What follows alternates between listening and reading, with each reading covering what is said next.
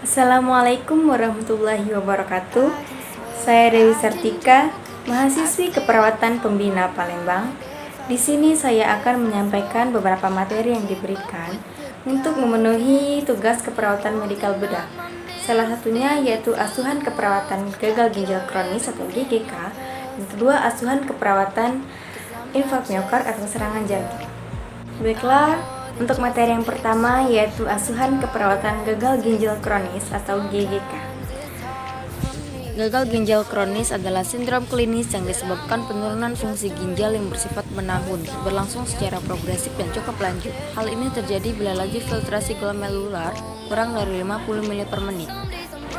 Patofisiologinya, pada GGK atau gagal ginjal kronis, awalnya beberapa nefron tetap utuh, yang lainnya rusak. Nefron yang utuh akan mengalami hipertrofi sehingga mengakibatkan volume filtrasi meningkat, reabsorpsi tubular meningkat, dan GFR menurun. Pada manifestasi klinis atau tanda dan gejala bisa ditandai dengan yang pertama gangguan pada sistem gastrointestinal seperti anoreksia, kedua kulit seperti pucat, ketiga sistem hematologi seperti anemia, keempat, sistem saraf dan otot seperti pegal di kaki, kesemutan, tidak bisa tidur. Kelima, sistem kardiovaskuler seperti hipertensi, nyeri dada. Keenam, sistem endokrin seperti gangguan seksual. Ketujuh, gangguan sistem lain seperti tulang, osteodistrofi renal.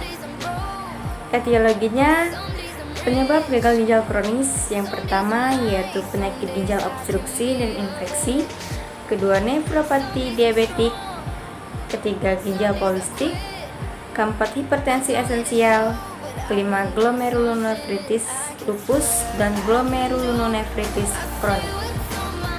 Pada pemeriksaan penunjang yaitu yang pertama pemeriksaan laboratorium, kedua pemeriksaan EKG, ketiga pemeriksaan ultrasonografi, keempat foto volos abdomen, kelima piliografi travena, keenam pemeriksaan piliografi retrograd, ketujuh pemeriksaan foto dada, dan kedelapan pemeriksaan radiologi tulang.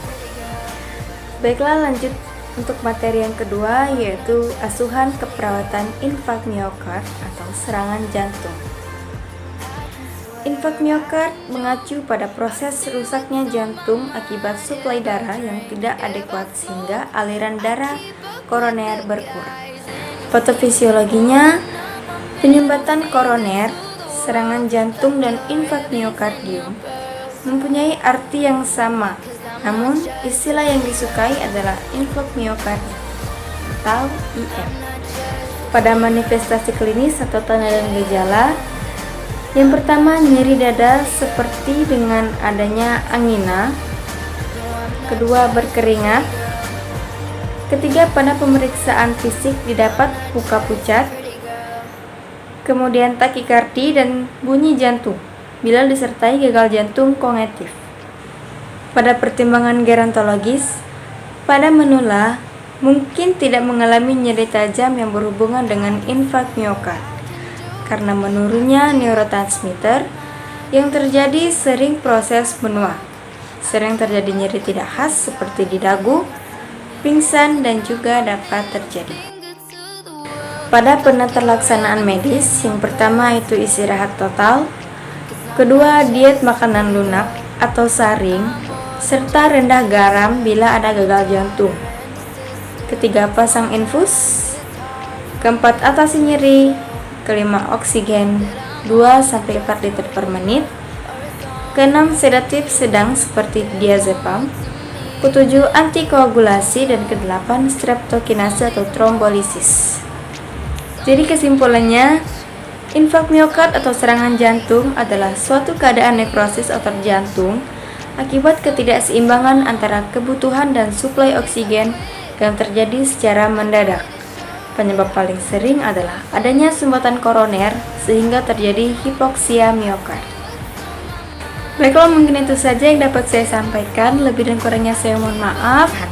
Semoga materi yang saya sampaikan dapat bermanfaat untuk kita semua. Terima kasih atas perhatiannya. Saya ucapkan terima kasih. Wabillahi taufiq wal hidayah. Wassalamualaikum warahmatullahi wabarakatuh. Thank you.